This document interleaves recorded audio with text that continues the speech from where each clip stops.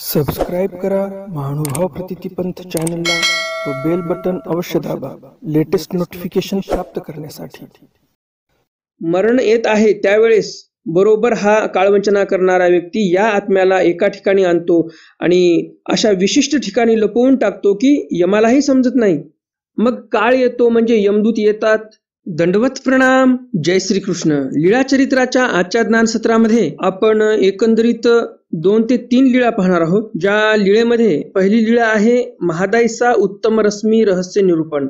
या पहिल्या लीळेमधून तुम्हाला उत्तम रश्मी काय आहे या संदर्भामध्ये जे स्वामींनी निरूपण केलेलं आहे त्या संदर्भामध्ये तुम्हाला ज्ञान प्राप्त होणार आहे। आणि दुसरी लीळा आहे भोजया काळ वंचना कथन। काळाची म्हणजे यमाची, वंचना म्हणजे त्याला हुलकावणी देण्याची कला जी आहे त्या संदर्भामध्ये देव इथे भोजयाला निरूपण करतात, म्हणजेच दायंबाला निरूपण करतात। तिसरं चरित्र आहे तथा वस्त्रतुल्यानुवादू। स्वामी मंडळीकांना म्हणतात की काळे करून तुम्हाला आम्ही वस्त्रतुल्य होईल। वस्त्रतुल्य म्हणजे नेमकं काय हेही तुम्हाला समजणार आहे। आणि आजच्या या ज्ञानसत्रातील शेवटची लीळा आहे पांड्या प्रीती निराकरणे। तर असे एकंदरीत 4 लीळा आपण आजच्या ज्ञानसत्रामध्ये पाहणार आहोत। तर हे 4ही चरित्र तुम्हाला नक्कीच आवडतील आणि त्यामुळे लगेच या व्हिडिओला लाईक करा। जास्तीत जास्त आपल्या वाचनिक मंडळीपर्यंत हा व्हिडिओ शेअर करा म्हणजे त्यांनाही या ज्ञानाचा लाभ होईल। कालच्या ज्ञानसत्रामध्ये मी तुम्हाला प्रश्न विचारला होता कर्म निष्पत्ती कुठे होते। या प्रश्नाचं बरोबर उत्तर काय आणि ते सर्व आपण व्हिडिओच्या शेवटी पाहणारच आहोत। कालच्या ज्ञानसत्रामध्ये जे काही मी तुम्हाला सांगितलेलं आहे त्यामध्ये तुम्हाला बरंच काही ज्ञान प्राप्त झालेलं आहे। आणि कालच्या ज्ञानसत्रामध्ये एक मुद्दा सांगायचा राहून गेला की शांभव हे जे आहे देवतेंच्या विद्येचं नाव आहे। समळ शांभव, शुद्ध शांभव। समळ शांभव हे विश्वरूप देवतेच्या विद्येचं नाव आहे आणि शुद्ध शांभव हे मायेच्या विद्येचं नाव आहे। हे तर अर्थ बरोबरच आहे। हा अर्थ आपल्या ब्रह्मविद्या शास्त्रामध्ये आलेलाच आहे। त्याचबरोबर दुसराही एक अर्थ असा आलेला आहे, या चैतन्य मायेला शांभव का म्हणावं या संदर्भामध्ये असं सांगतात, शांभव म्हणजे काय तर तिथे सुखाचा संभव आहे म्हणून शांभव म्हटलेला आहे। ज्या काही इतर देवता आहेत त्या इतर देवतांपेक्षा या विश्वदेवतेच्या ठिकाणी आणि चैतन्य मायेच्या ठिकाणी जास्त सुखाचा संभव आहे म्हणून यांनाही शांभव म्हणावं असाही अर्थ आपल्या शास्त्रामध्ये आलेला आहे। आणि म्हणून मी काल तुम्हाला म्हटलं समळ शांभव म्हणजे विश्वरूप देवता आणि शुद्ध शांभव म्हणजे चैतन्य देवता। तर असाही एक अर्थ होता, तो अर्थ काल सांगायचा राहून गेला होता। तर या संदर्भामध्ये कोणाच्या मनामध्ये काही शंका राहिली नसेल अशी आशा आहे। तर मग जास्त उशीर न करता चला तर आज काही नवीन ज्ञानार्जन करूया। दंडवत हो।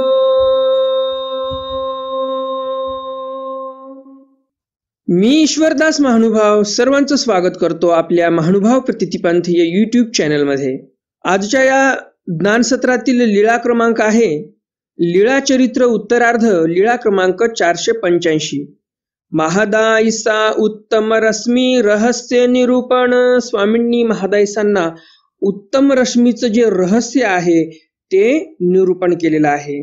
महादाईसी गोसाविया ते पुसिले। महादाईसांनी स्वामींना विचारलं, जी जी द्वारावती कारा गोसाविया पासोणी अपार विद्यावंत ऐकी जताती।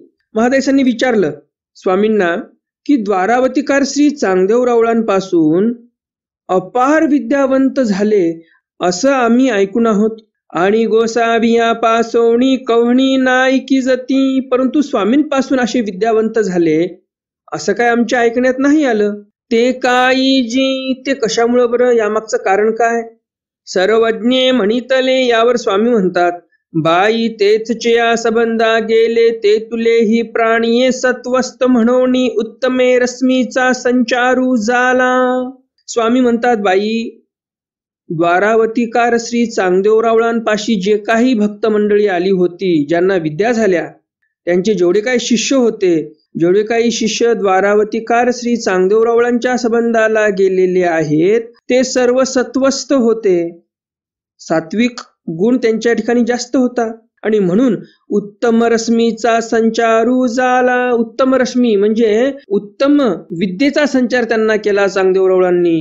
जे काही स्थूल विद्या आहेत त्यापैकीही दातृत्व श्री चांगदेवरावळांनी केलेला आहे द्वारावतीकार. आणि म्हणून स्वामी इथे स्पष्ट महाराजांना सांगतात की त्यांचे शिष्य सत्वस्थ होते म्हणून त्यांना विद्या त्यांना देता आल्या. येथीच्या संबंधा गेले ते तुलेही प्राणी तामस म्हणून उत्तमे रश्मीचा संचारू नव्हेची. आणि स्वामी म्हणतात आमच्या सन्निधानामध्ये आलेले सर्व लोक हे तामस गुणाचे होते आणि म्हणून यांना आम्ही विद्या दिली नाही. तामस गुणाच्याला जर विद्या दिली तर तो कुठेही जाळपोळ करेल, कुठेही आपला चमत्कार दाखवत बसेल, लोकांना त्याचा जास्त त्रासच होईल, फायदा तर काय होणार नाही, कारण तो तामस व्यक्ती आहे. तामस व्यक्तीला जर सामर्थ्य दिलं तर त्या सामर्थ्याचा उपयोग जो आहे तो व्यक्ती काहीतरी अनिष्टकारक क्रिया करण्यासाठीच घेणार.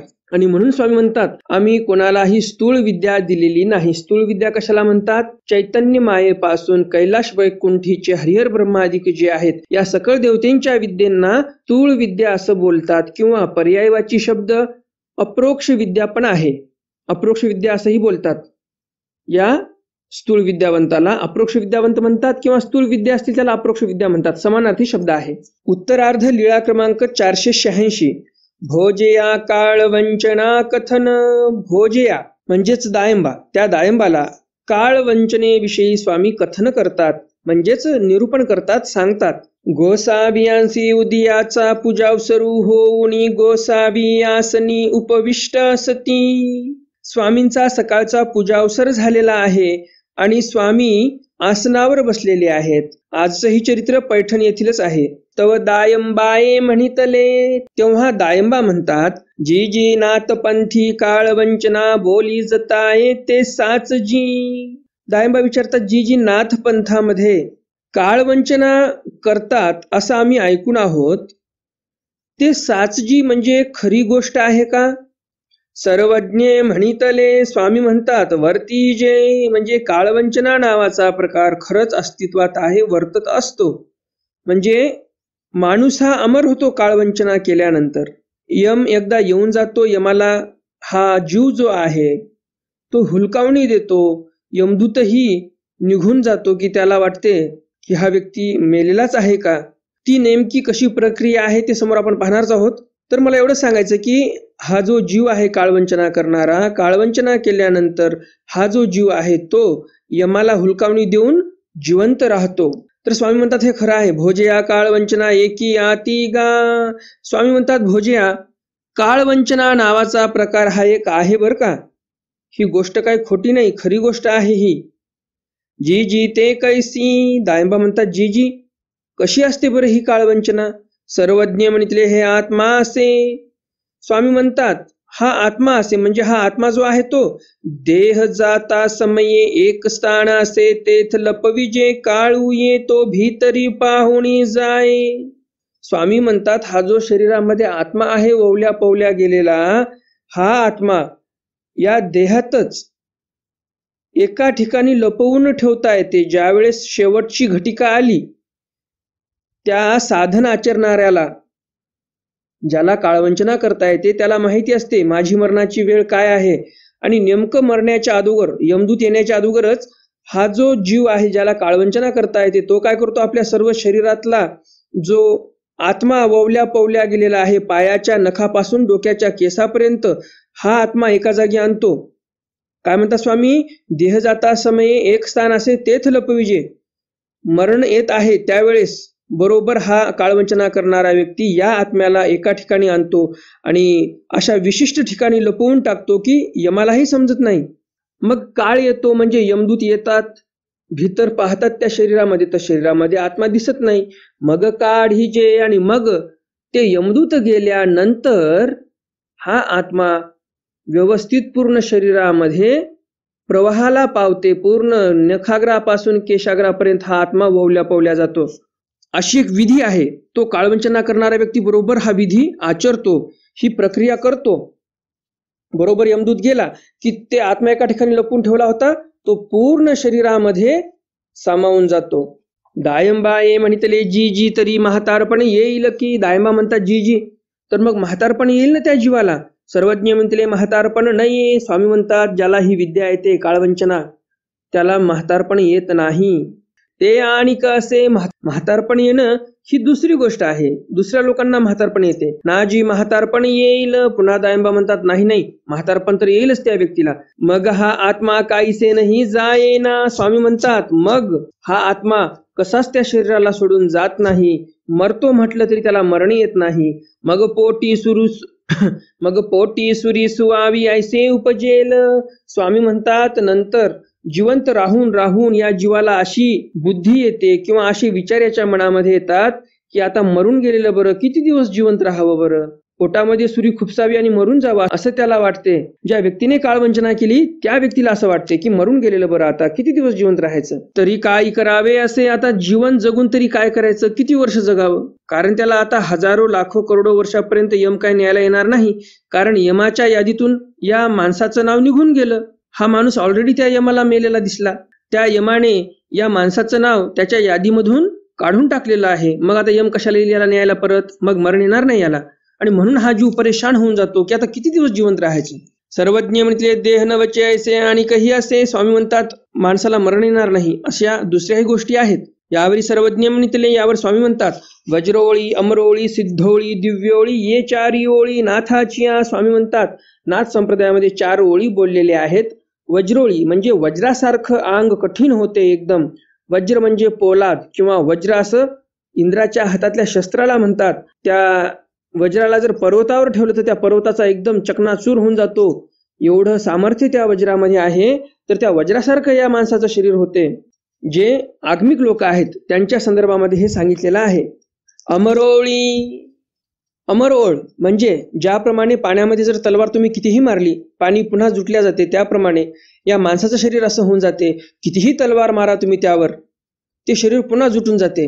ज्याप्रमाणे पाण्यात तलवार मारल्यामुळे त्या पाण्याचे कधी तुकडे पडत नाहीत, त्याप्रमाणे या शरीराचे कधी तुकडे पडत नाहीत. आणि जे वज्रोळ तुम्हाला म्हटलो मी, एक अर्थ सांगितला वज्र म्हणजे पोलाद, पोलादासारखं शरीर होते. दुसरा अर्थ सांगितला मी तुम्हाला वज्र म्हणजे इंद्राच्या हातातील वज्र किंवा वज्र असं हिऱ्यालाही म्हणतात. हिरा किती कठीण असतो, हिऱ्याला फोडणं फार कठीण असते. तर हिऱ्यासारखं शरीर होते, एकदम मजबूत. हिऱ्यासारखं चमकते असं नाही म्हणत मी. हिऱ्याच्या ठिकाणी जी मजबूती आहे ती मजबूती याच्या शरीराच्या ठिकाणी येते. या अर्थाने वज्रोळी आहे. सिद्धोळी त्याच्या ठिकाणी अष्टमा सिद्धी येतात. दिव्योळी त्याचं शरीर एकदम दिव्य तेजोमय होते असं. अशा या 4 ओळी सांगितलेल्या आहेत. त्या अष्टमसिद्धी कोणत्या आहेत? अनिमा, महिमा, गरिमा, ईशित्वंच, वशित्वंच, पराकाम्यम प्राप्ती. अनिमा म्हणजे काय? तर हा जो आगमिक आहे तो अणु एवढा छोटा होऊ शकतो. अणु आपल्याला डोळ्याने दिसतो का? नाही दिसत आपल्याला डोळ्याने अणु. तर हा जो आगमिक आहे तो अणु एवढा छोटा होऊ शकतो. म्हणजे काय? तर गायब होऊ शकतो असं म्हणता येईल आपल्याला. एकदम अणु एवढा बारीक होतो तर साहजिकच आहे कोणाला दिसणारच नाही तो. तर एवढं सामर्थ्य ते त्याच्या ठिकाणी. अष्टमासिद्धीपैकी हे पहिलं सामर्थ्य. अनिमा म्हणजे अणुवत लहान होतो, एकदम बारीक होतो, टेलिस्कोप लावला तरी लवकर दिसणार नाही. महिमा, महिमा म्हणजे काय? तर पर्वता एवढा विशाल होऊ शकतो. हिमालय पर्वत जे आहे, माउंट एव्हरेस्ट जे आहे, एकदम हायेस्ट पीक ज्याला बोलतात, highest peak in the world म्हणलं तर माउंट एव्हरेस्ट आहे. तर माउंट एव्हरेस्ट जेवढा विशाल आहे तेवढा हा मोठा होऊ शकतो. एवढं सामर्थ्य याच्या ठिकाणी येते जो आगमिक आहे. अनिमा, महिमा, गरिमा. अनिमाचा अर्थ समजला तुम्हाला, महिमाचा अर्थ समजला, गरिमाचा अर्थ सांगतो आता. गरिमा म्हणजे काय? तो जर आगमिक 6 फुटाचा आहे तर तो 6 फुटाचाच दिसणार दिसायला, परंतु वजन एवढं भयंकर वाढणार त्याचं, जणू काही हिमालय पर्वतच आहे का, एवढं भयंकर वजन त्याचं असते. म्हणून त्याला गरिमा असं म्हणतात. एवढं भयंकर वजन त्याचं वाढते. त्याच्या मनात आल्यानंतर तेवढं वजन तो वाढवू शकतो. आणि लंघिमा, लंघिमा म्हणजे काय? तर लघुत्व येते त्याच्या ठिकाणी. दिसायला 6 फुटाचा दिसतो, परंतु वजन एवढं त्याचं हलकं होऊन जाते, जणू काही जे आपण बारीक कण बघतो सूर्यकिरणामध्ये, आपण बघतो की बारीक बारीक कण उडताना दिसतात आपल्याला. एखाद्याच्या घरावरचं पत्तर फुटलेलं असेल, त्या पत्राच्या छिद्रामधून छोटीशी किरण सूर्याची आतमध्ये येते घरामध्ये, आणि त्या छोट्याशा किरणामध्ये बारीक धुळीचे कण दिसतात. त्या धुळीच्या कणा एवढं त्याचं वजन असते. दिसायला एवढा मोठा दिसतो 6 फुटाचा, वजन परंतु तेवढं असते. म्हणजे हवा आली तर उडून जायचा. त्याला काय म्हणतात? लंघिमा म्हणजे त्याच्या ठिकाणी एवढं लघुत्व आहे. ईशित्वंच म्हणजे त्याचं ऐश्वर्य सर्वांवर चालते. वशित्वंच म्हणजे तो वश करू शकतो कोणालाही. पराकाम्यम म्हणजे परकाया प्रवेश करू शकतो. तो एखादा व्यक्ती मेलेला आहे, त्याचं शरीर याला आवडलं तर स्वतःचं शरीर सोडतो, त्याच्या शरीरात प्रवेश करतो. आणि प्राप्ती म्हणजे काय, तर त्या साधकाला अप्राप्त अशी कोणतीच गोष्ट राहत नाही. प्राप्ती म्हणजे त्याला सर्व प्राप्त झालेलं आहे आणि त्याच्याजवळ ती वस्तू नसली समजा, आणि त्याला असं वाटलं अरे मला ही वस्तू पाहिजे होती, की लगेच त्याच्यासमोर हजर होणार ती वस्तू. एवढं सामर्थ्य त्या साधकामध्ये येते जे आगमाचं आचरण करतात. सिद्धोळी समजली का? लिहून घेतलं व्यवस्थित? अनिमा महिमा गरिमा लंघिमा ईशित्वंच वशित्वंच पराकाम्यम प्राप्ती, हे लिहून घ्या व्यवस्थित. याचा अर्थही लिहून घ्या, म्हणजे भविष्यामध्ये कधीही तुम्हाला अडचण वाटली की अरे याचा अर्थ आपल्याला लक्षात नाही, मग आता विचारायचं कोणाला, तर त्यापेक्षा डायरीमध्ये लिहून असलं म्हणजे तुम्ही ते डायरी वाचून तो अर्थ पुन्हा पाठ करू शकता. तर अशा प्रकारे ती सिद्धोळी आहे. अष्टमा सिद्धी त्याच्या ठिकाणी बांधल्या जातात. 4 ओळी सांगितल्या, एकदा पुनरावृत्ती करतो मी. स्वामींनी नाथाच्या 4 ओळी सांगितल्या, वज्रोळी, अमरोळी, सिद्धोळी, दिवोळी, या 4ही ओळी नाथाच्या म्हणजे नाथ संप्रदायाच्या आहेत. तर पहिली आहे वज्रओळ, शरीर वज्रासारखं होते. अमरोळ म्हणजे शरीर अमर होते, कितीही पाण्यामधून तलवार मारली तरी पण पाण्याचा तुकडा पडत नाही, त्याप्रमाणे या शरीराचा तुकडा पडत नाही. किती तलवार मारा, त्याला कोण्या डोंगरावर न्या आणि तिथून त्याला खाली फेका, त्याला काहीही करा तुम्ही, तो मरणार नाही आता. म्हणून त्याचं नावच अमरोळ असं आहे. अमरोळी त्याला म्हणतात. सिद्धोळी कशाला म्हणतात हेही तुम्हाला सांगितलं मी. दिव्योळी म्हणजे त्याचं शरीर एकदम तेजोमय होते, दिव्य होते, म्हणून त्याला दिव्योळ म्हणतात. तर ह्या 4 ओळी कोणाच्या आहेत? नाथाच्या म्हणजे नाथ संप्रदायाच्या आहेत, म्हणजेच भैरवांच्या आहेत. भैरवांचे आगम जर आपण अभ्यासले, आपण म्हणजे तुम्ही अभ्यास करा असं म्हणत नाही मी, त्या साधकांची गोष्ट करत आहे. ज्या साधकांनी ते 4 आगम अभ्यासले त्यांना हे सामर्थ्य प्राप्त होते. ते आगम काय लहान नसतात, फार मोठे असतात. त्यांचा अभ्यास कलियुगामध्ये कोणीच करू शकत नाही. ते जे आगम ग्रंथ आहेत ते 360 कोटी फांकिकेचे ग्रंथ आहेत. विचार करा तुम्ही, 360 कोटी फांकिका आहेत त्या ग्रंथामध्ये, म्हणजे त्या ग्रंथाचं अध्ययन कलियुगामध्ये होणे शक्य नाही. कलियुगी वज्रोळी अमरोळी याती, पुढे स्वामी म्हणतात कलियुगामध्ये वज्रोळी आहे, अमरोळी आहे. सिद्धोळी दिव्योळी नाही, परंतु सिद्धोळ आणि दिव्योळ नाही. हे 4ही अष्टभैरवांचे आगम बहिर्याग, पुढे स्वामी म्हणतात हे 4ही अष्टभैरवाचे आगम बहिर्याग आहेत. त्या आगमांचे काय नाव आहेत बरं? त्या आगमांचेही नाव सांगून देतो तुम्हाला, हेही नाव लिहून घ्या. स्वच्छंद ललित हा एक आगम आहे. मंथान भैरव हा दुसरा आगम आहे. आदी हा तिसरा आगम आहे. कादी हा चौथा आगम आहे.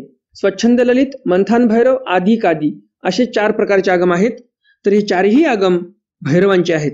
अष्टभैरवांचा ठाई दिग्देशू काळू लोकू नाही. अष्टभैरवांचा ठाई, दिग म्हणजे दिशा नाही, देश म्हणजे विशिष्ट देश नाही, काळ नाही, लोक नाही, काहीच नाही तिथे. दिशा कधी ठरतात? जिथे सूर्योदय होतो तिथे दिशा ठरवल्या जातात. भैरव एवढे वर असतात आणि हे सूर्यचंद्र जे आहेत ते स्वर्गलोकीच्या देवता आहेत आणि भैरव हे वरच्या देवता आहेत. स्वर्गीचे इंद्रचंद्र ज्या देवता आहेत यांच्यावर सत्य कैलाश वैकुंठीचे हरिहर ब्रह्मादिक आहेत. या ब्रह्मादिकाच्या वर शराब्दीचा नारायण आहे. शराब्दीच्या नारायणाच्या वर अष्टभैरव आहेत. मग ही सूर्यदेवता ही फार खाली राहिली. मग आता सूर्यदेवता जिथे नाही तिथे दिशा कशा ठरवायच्या बरं? शक्यच नाही. आणि म्हणून देव म्हणतात भैरव हे फार वर आहेत, त्यामुळे तिथे दिग म्हणजे दिशा नाहीत. पूर्व, पश्चिम, उत्तर, दक्षिण, आग्नेय, नैऋत्य, वायुव्य, ईशान्य अशा कोणत्याही दिशा नाहीत. तिथे कोणता काळ नाही, सकाळ, दुपार, संध्याकाळ, कसा काय राहील असा काळ? सूर्यच नाही म्हटल्यानंतर तिथे कोणता लोक नाही, हे फक्त 8च भैरव आहेत, त्यांचा कोणता परिवार नाही असं देव सांगतात. आणि अजूनही तुम्हाला या चरित्रामध्ये काही समजलं नसेल तर तुम्ही मला कमेंट बॉक्समध्ये विचारू शकता. उत्तरार्ध लीळा क्रमांक 487. तथा वस्त्रतुल्य अनुवादू. स्वामी वस्त्रतुल्याचा अनुवाद करतात. वस्त्रतुल्य म्हणजे आहे तरी काय नेमकं समोर पाहूया. सर्वज्ञ म्हणितले मंडळिका हे तुम्हा काळे करुणी वस्त्रतुल्य होईल का? स्वामी नाथोबांना म्हणतात मंडळिका, काळे करुणी म्हणजे बऱ्याच वर्षांनी आम्ही तुम्हाला वस्त्रतुल्य होऊ बरं का. वस्त्रतुल्य होणे म्हणजे काय? जसं आपल्याला एखाद्या वेळेस आठवते पुढच्या व्यक्तीच्या अंगावर वस्त्र पाहून की अरे अशा डिझाईनचं वस्त्र माझ्याकडे होतं, अशा डिझाईनचं शर्ट माझ्याकडे होतं, किंवा बायांना असं वाटू शकते की अरे अशा डिझाईनची तर साडी माझ्याकडे पूर्वी होती, 4 वर्षाखाली मी वापरली होती अशी डिझाईनची साडी. तर स्वामी असं म्हणतात की ज्याप्रमाणे आपल्याला वस्त्र पाहिल्यानंतर आठवण येते की 4 वर्षापूर्वी माझ्याकडे असं वस्त्र होतं, त्याप्रमाणे आमचा विसर तुम्हाला पडून जाईल असं देव नाथोबांना म्हणतात. वस्त्र देखल्यापूर्वी आम्ही ऐसे एक वस्त्र पांघुरलो होतो. असं तुम्हाला वाटेल की अरे असे देव ऐकून होतो आम्ही कोणीतरी चांगदेवरावळ म्हणून, एवढं तुम्ही आम्हाला विसरून जाल असं स्वामी नाथोबांना म्हणतात. जे आपण उत्तरार्ध लीळा क्रमांक 486 पाहिली त्यामध्ये काही पाठभेदानुसार तळटिपेमध्ये बरीच काही वेगळी माहिती आलेली आहे. जसं मी तुम्हाला म्हटलो की विशिष्ट एका ठिकाणी हा आत्मा लपवला जातो, तर ते नेमकं ठिकाण कोणतं आहे ते स्वामींनी सांगितलेलं आहे. तर त्या संदर्भामध्ये माहिती आपण आता पाहणार आहोत. पाठभेदानुसार खाली तळटिपेमध्ये चरित्र आलेलं आहे. जी जी हा आत्मा कवनी ठाई लपविजे. दायंबा प्रश्न करतात नेमका कोण्या ठिकाणी आत्मा लपवतात बरं? सर्वज्ञ म्हणतील चंद्र सूर्याचा संपुष्टी लपविजे. चंद्र नाडी आणि सूर्य नाडी या दोन्ही नाडीच्या संपुष्टी हा आत्मा लपवल्या जाऊ शकतो असं स्वामी म्हणतात. मग श्वासोश्वास पारुखती, मग श्वासोश्वास घेणं पण बंद होऊन जाते या माणसाचं. क्षुधा पिपासा निवर्ते. क्षुधा म्हणजे भूक, पिपासा म्हणजे तहान. हे निवर्ते म्हणजे त्या व्यक्तीला तहान भूक काहीही लागत नाही. चळणवळण पारुखे, चळणवळण बंद होऊन जाते. पारुखे म्हणजे काय? बंद होणे, बिलकुल हालचाल बंद होऊन जाते. 17वी कळा अमृत श्रवे, ऐसा काष्टी लयंगत बैसलिया युगे जाती. जे 17वी कळा असते तिथून अमृत वर्षत असते आणि अशा प्रकारे काष्टी लागते त्या काळवंचना करणाऱ्या व्यक्तीला आणि मग बसल्या बसल्या असे युगच्या युग निघून जातात. परितो असतू असे, परंतु तो व्यक्ती जशाच तसा बसलेला असतो. युग जरी निघून गेले तरी त्याला काही फरक पडत नाही. अभांतरे का सृष्टी काळी संहारे तो अस्तूची असे. अभांतर काही संहार वगैरे झाला तरी पण तो तसाच राहतो, त्याचा संहार होत नाही. जी तरी गोसावी होती की नव्हती, सर्वज्ञ मुतले भोजया तेने काही देव होईल का, त्यासी नरकमा नरकची. मग दायंबा म्हणतात मग हे सर्व देवाला जमते किंवा नाही, किंवा देवाला जर येत असेल तर आम्हाला सांगितलं तर बरं होईल. स्वामी म्हणतात भोजया, अशी विद्या प्राप्त झाल्याने तुम्हाला काय देव होणार आहे का? त्याने काही देव होईल. तयासी नरकमा नरकची. असे साधन आचरल्यानंतर 100% त्याला सुखफळ भोगल्यानंतर नरकात यावंच लागणार आहे. आणि त्यामुळे अशा या क्रियेच्या अशा विधीच्या मागे तुम्ही कशाला लागता की अशी विद्या पाहिजे, काळवंचना आली पाहिजे वगैरे वगैरे. त्यामुळे याच्या मागे काय तुम्ही लागू नका असं स्वामी स्पष्टपणे दायंबाला म्हणतात. उत्तरार्ध लीळा क्रमांक 488. पांड्या प्रति निराकरणे. एकुदिशी सारंग पंडित म्हणती मज जैसे गोसावी आवडती तैसे काहीची ना आवडे. सारंग पंडित एके दिवशी स्वामींपाशी बसतात आणि म्हणतात की मला श्री चांगदेवराव गोसावी म्हणजेच स्वामी खूप आवडतात. स्वामींसारखं मला दुसरं काही आवडतच नाही. मग सर्वज्ञ म्हणितले. मग स्वामी म्हणतात पांड्या हे तुम्हा दारीच्या खुंटिये तुलेही न पडियेगा. मग स्वामी म्हणतात पांड्या उगच कशाला गप्पा मारता, आमच्या समोर येऊन बडाह्या कशाला मारता, आम्हाला माहिती आहे ना आम्ही तुम्हाला किती आवडतो. तुमच्या दारामध्ये जो काही खुटा मारलेला आहे त्या खुट्याला कोण काही गाय बांधते, कोणी घोडं बांधते. त्या खुट्याच्या ठिकाणी जेवढं लागले पण आहे तुमचं तेवढंही लागले पण आमच्या ठिकाणी नाही असं स्वामी स्पष्ट म्हणतात. उत्तरार्ध लीळा क्रमांक 489. दृष्टमूर्ती सादृश्य भटाशास्त्र अनुवादू. दृष्टमूर्ती सादृश्य भटाशास्त्र अनुवादू. दृष्टमूर्ती सादृश्य म्हणजे दिसायला स्वामींसारखी मूर्त असली तर तुम्ही त्याला देव मानणार असा प्रश्न देव भक्तजनांना करतात. त्यावर भटोबा शास्त्राचा अनुवाद करतात. तर बघूया नेमकं लीळा कशी आहे ती. गोसावियांसी गणपती मडी अवस्थान. स्वामी गणपत मडामध्ये होते. गोसावियांची प्रवृत्तीसी भक्तजने ओळगती. स्वामींच्या प्रवृत्तीला सर्व भक्तजन ओळगायचे म्हणजे सेवा करण्यासाठी तत्पर असायचे. मग सर्वज्ञ म्हटले आता ऐसे करिता पाठी येथीच्या सारख्या पाठी धावाल. स्वामी म्हणतात आता तुम्ही एवढी सेवा करता आमची, पाठी म्हणजे आम्ही जर इथे नसलो तर तुम्ही आमच्यासारख्या एखाद्या व्यक्तीच्या पाठीमागे धावाल आणि अशीच सेवा करणार. तर नाथोबाई म्हणतील नाजी आम्ही आपले गोसावी बर्वेपणे ओळखून. नाथोबा म्हणतात नाजी असं काय होणार नाही, आम्ही आमच्या स्वामींना बर्वेपणाकडे पाहून ओळखू. आमच्या गोसावियाचे बर्वेपण कोणी ठाई नाही. नाथोबा म्हणतात आमच्या स्वामींसारखं बर्वेपण सुंदरता कोण्याच ठिकाणी नाही. सर्वज्ञ म्हणितले. स्वामी म्हणतात येथीच्या सारखी अन्यत्र आती. स्वामी म्हणतात आमच्यासारखा बर्वेपणा दुसऱ्यांच्या ठिकाणी असू शकतो, परी येथीची दैवी ते क्वापे नाही. स्वामी म्हणतात आमच्यासारखी दैवी दुसरं कोणाच्याही ठिकाणी नाही. येतुलेनी नाथोबा उगेची राहिलेस. एवढ्याने मग नाथोबा गप्प बसतात. मग गोसावी महादायसाची वास पाहिली. स्वामी महादायसाकडे पाहतात. महादायसी म्हणितले. महादायसा म्हणतात जी जी आम्ही आपले गोसावी कांदी करोनी ओळखवणी. महादायसा म्हणतात जी जी आम्ही आमच्या स्वामींच्या कांदीवरून ओळखू.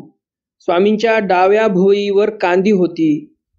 म्हणजे हरिपाळ देव ज्यावेळेस युद्ध करण्यासाठी जात होते त्यावेळेस हरिपाळ देवाच्या डाव्या भुवईवर एका शस्त्राचा वार लागला होता आणि त्यामुळे तिथे ओळखण झालेली होती. तर त्याला कांदी असं बोलतात. जसं तुम्हाला माहितीच आहे, जर तुम्हाला काही मार लागला तर ती जखम जरी कमी झाली तरी तिथला व्रण जो आहे तो तसाच असतो. तर त्याप्रमाणे स्वामींच्या डाव्या भुवईवर कांदी होती. सर्वज्ञ म्हणितले हेही अन्यत्र आती. महादायसा म्हणतात त्या कांदीवरून आम्ही स्वामींना ओळखू, परंतु स्वामी म्हणतात अशी कांदीही अन्यत्र म्हणजे दुसऱ्याच्या ठिकाणी असू शकते.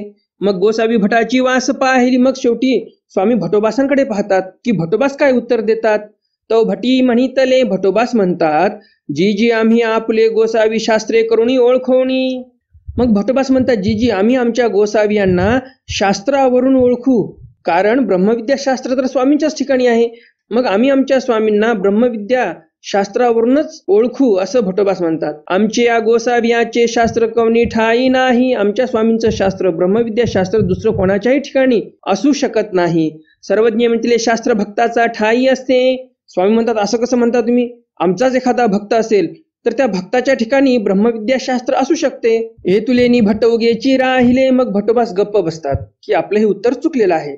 मग सर्वज्ञ म्हणितले, मग स्वामीच म्हणतात वानरिया तुम्ही म्हणितले ते तैसेची गा. मग स्वामी म्हणतात वानरियाला म्हणजे भटोबासांना की तुम्ही जे म्हटलेलं आहे ते बरोबर आहे, तुम्ही जे म्हणालात ते खरं आहे, अगदी बरोबर आहे. जी जी मा शास्त्र भक्ताचा ठाई असे. की भटोबास म्हणतात जी जी शास्त्र तर भक्ताच्या ठिकाणी असते ना. सर्वज्ञ म्हणितले स्वामी म्हणतात भक्त आपण्या ते देव न म्हणवी किंगा. मग स्वामी म्हणतात जरी भक्ताच्या ठिकाणी शास्त्र असेल, ब्रह्मविद्या शास्त्र भक्ताला माहिती असेल, तरी पण भक्त कधी स्वतःला देव म्हणवून घेणार नाही. आणि त्यामुळे तुम्ही म्हणालात ते बरोबर आहे की परमेश्वराची ओळख ब्रह्मविद्या शास्त्रावरूनच होते. सर्वज्ञ म्हणतील भक्त आपण्या ते देव न म्हणवी किंगा. यावरी महादायसी पुसले जी जी भक्ता काही सामर्थ्य असे. मग महादायसा विचारतात जी जी भक्ताच्या ठिकाणी काही सामर्थ्य असते का. सर्वज्ञ म्हणतील बाई आती. स्वामी म्हणतात बाई सामर्थ्य असते भक्ताच्या ठिकाणी. भक्ता परधर्मापासून काडी परधर्मी लावी. भक्ताच्या ठिकाणी एवढं सामर्थ्य असते की अन्य धर्माचा जो जीव आहे त्या अन्य धर्मातल्या जीवाला बाहेर काढून तो परधर्माला म्हणजे ईश्वर धर्माला लावू शकतो. एवढं सामर्थ्य या भक्ताच्या ठिकाणी असते.